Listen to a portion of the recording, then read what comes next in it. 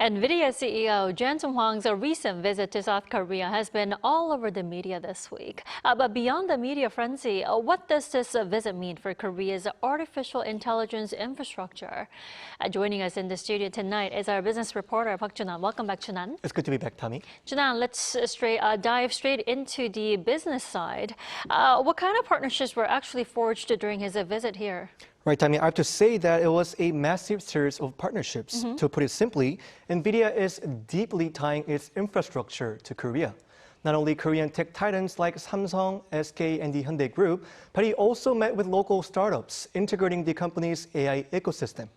First, in the memory sector, SK Hynix will co-develop next-generation memory for Nvidia's upcoming AI platforms, including their new Vera Rubin supercomputers and Jensen Thor robotics processors.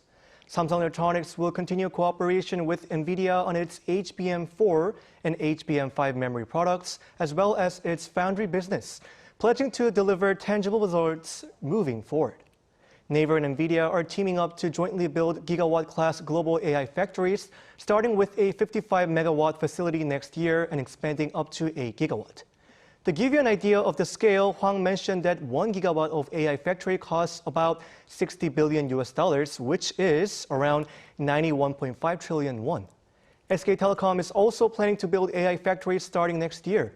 On the hardware side, LG, Hyundai Motor, and Tucson are expanding their work with Nvidia on humanoid robots, smart manufacturing, and autonomous driving. Junan, that is an enormous scale of investment in Korea, but what makes Korea so optimal for the next generation AI infrastructure? Right, Tommy. So unlike sheer computing that mattered in the last few years, the technology is rapidly moving to third-generation agentic AI, which operates with minimal or no human guidance. Also, the alliance was highlighted through fourth-generation physical AI partnerships, which refer to systems that interact with the real world through robots, autonomous vehicles, and other physical devices. According to Huang, Korea holds a distinct structural advantage in this next phase. Let's take a listen. Countries that are excellent at manufacturing and heavy industry are not good at software. Countries that are very good at software are not good at heavy industry. Korea is great at all of it. This is a unique situation. As he just mentioned, Korea is one of the very few places in the world that possesses world-class heavy industry, advanced electronics, manufacturing, and top-tier software and AI research all at the same time.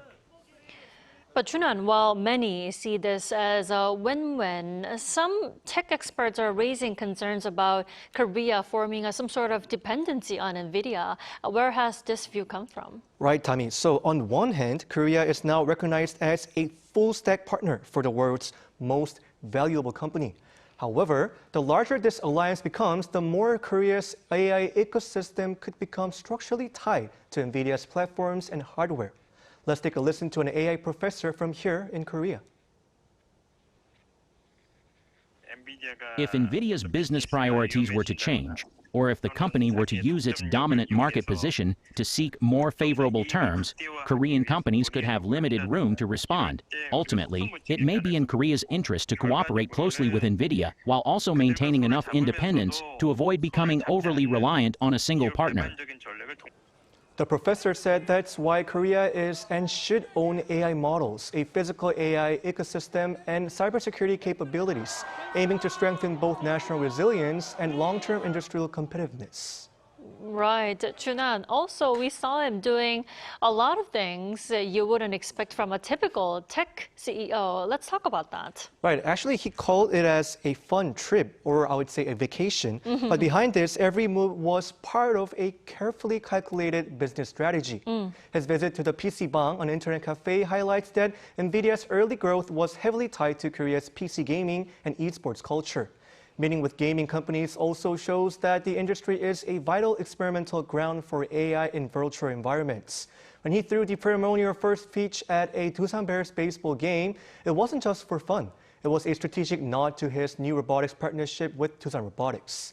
Even the casual pork belly and soju dinner with the heads of SK, LG, and Naver founder was actually the starting point of forming a massive physical AI alliance in an informal setting. However, a marketing professor cautioned that there are still some risks to consider. Let's take a listen. It may seem like Nvidia holds all the leverage, but from the company's perspective, few partners are as important as the suppliers it relies on in Korea.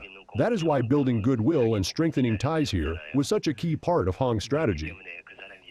The professor added that for the general public with little interest in business, seeing a globally successful figure go out of his way to engage warmly with people and arrive bearing gifts can generate significant goodwill. Well, it looks like it's certainly working so far. Junan, thanks for the coverage. All right, always a pleasure, Dami.